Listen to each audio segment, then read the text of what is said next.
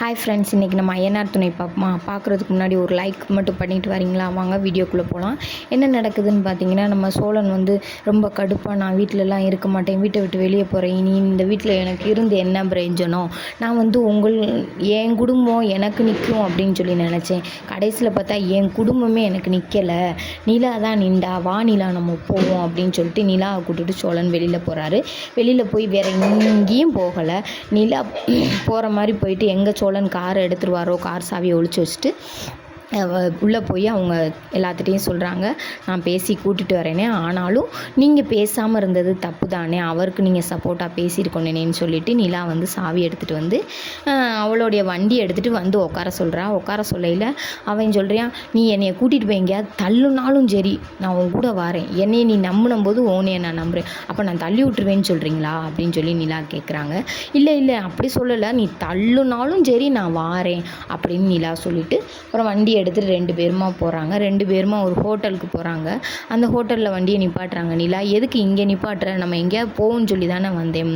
இல்லை இல்லை பசி இருந்தாலும் இப்படிலாம் பேசுவாங்கன்னு சொல்லுவாங்க, அதான் சரி என்னன்னு பார்ப்போமே அப்படின்னு நினச்சேன். எனக்கு பசியெல்லாம் இல்லை, எனக்கு சாப்பாடெல்லாம் வேணாம் அப்படின்னு சொல்லி நிலா சோழன் சொல்கிறாரு.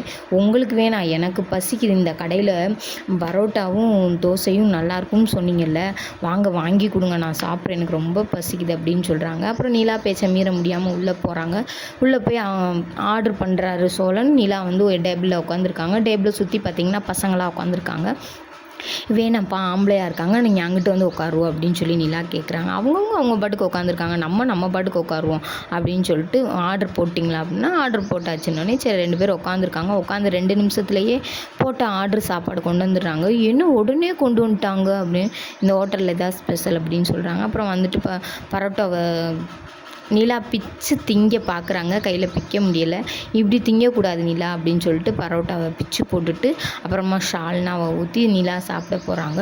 எனக்கு மட்டும் பண்ணுறேன், உனக்கும் பண்ணு அப்படின்னு சொல்கிறாங்க நிலா சோழன்ட்ட. சரிண்ணா அவரும் செய்கிறார். அப்புறம் பார்த்திங்கன்னா கொஞ்சம் அவர் மனசு மாறின மாதிரி ஆகுது. மாறினோடனே 2 ஆஃப் ஆயில் வாங்கிட்டு வாங்க கொடுங்க அப்படின்னு சொல்லி ஹோட்டலில் கேட்குறாரு சோழன். அப்போ நிலா சொல்கிறாங்க, யாருக்கு ஆஃப் ஆயில், எனக்கு தான் அப்படின்னு. சரி அப்போ 2 மாதம் சாப்பிடுங்க, இல்லை உனக்கு எனக்கு ஒன்று அப்படின்னு சொல்லிட்டு ஆஃப் ஆயிலோட சாப்பிட்ற முறை கற்றுக் கொடுக்குறாரு. பார்த்தீங்கன்னா என்னத்துக்கு கோவம் வந்து எங்கே கொண்டு வந்து ஒரு பரோட்டாவில் முடிச்சு போட்டாங்க, இந்த கோவத்தையேன்ற மாதிரி கொண்டு வந்துட்டாங்க சப்புன்னு.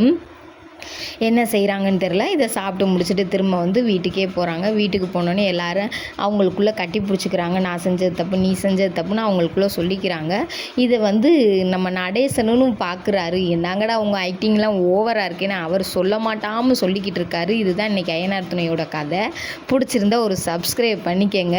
கொஞ்சம் ஓவராகத்தான் போய்கிட்டு இருக்கு, என்ன செய்கிறது, ஒன்றும் செய்ய முடியல, ஆனால் நம்ம பார்க்குறோமே. சப்ஸ்கிரைப் பண்ணிக்கங்க.